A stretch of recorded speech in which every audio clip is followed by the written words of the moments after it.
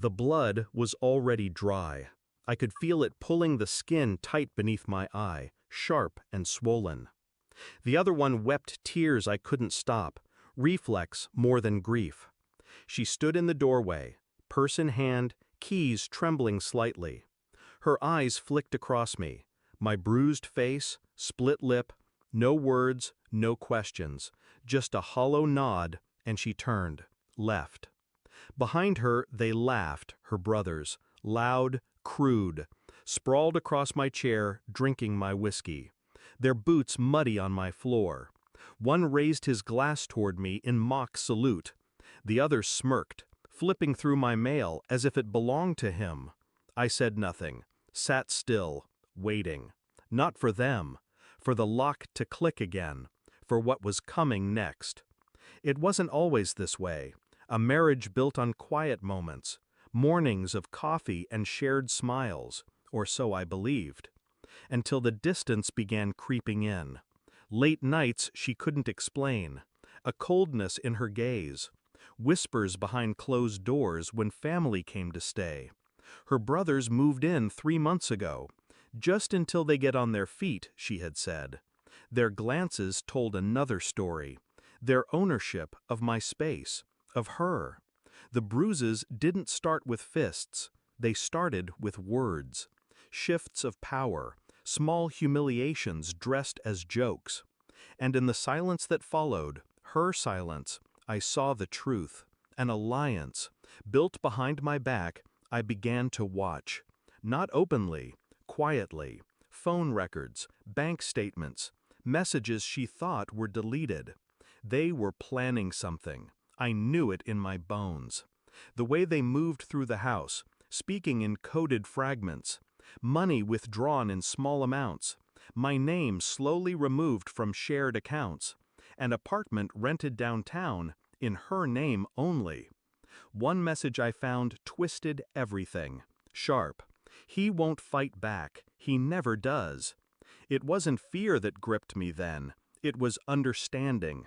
They wanted me broken. Easier to discard, easier to replace. So I waited, while inside, something colder than rage began to grow. The final piece arrived in a thin manila envelope, a private investigator, paid in cash, discreet. Inside, photos, documents, her signature on a lease with another man, hotel receipts, dinner dates, and worse, legal papers, filed without my knowledge. Divorce, sole claim to the house, restraining order drafts prepared in advance, all built on a single narrative, the weak husband, the violent drunk, a man who needed to be removed. My bruised face in the mirror, a stage prop in their performance. I ran my fingers along the edge of the paper, cold, unshaken. I would not confront her with words, not yet. The lock clicked again. I stood. They looked up, expecting her, but it wasn't her. It was the officer I had called 30 minutes prior. Quiet, professional, a single nod between us. Officers, I said evenly. These men assaulted me. Witness statements filed, medical reports submitted. I handed them the file, photos, the PI's report, the messages. Their grins evaporated. The smirk replaced with confusion, then panic. As the cuffs clicked shut, one of them spat, "She won't believe you." I only smiled.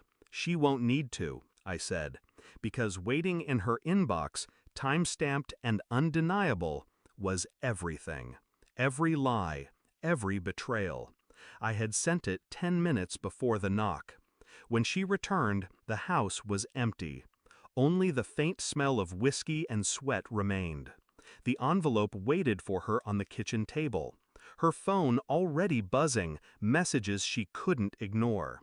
I watched from the car across the street, not out of longing, not to see her break, but to mark the moment. The moment she understood, the game was done. Not with violence, but with truth. And as her knees buckled beneath her, clutching the damning papers, I drove away. Lighter, colder, finished. Some betrayals cut deeper when the blade is unseen.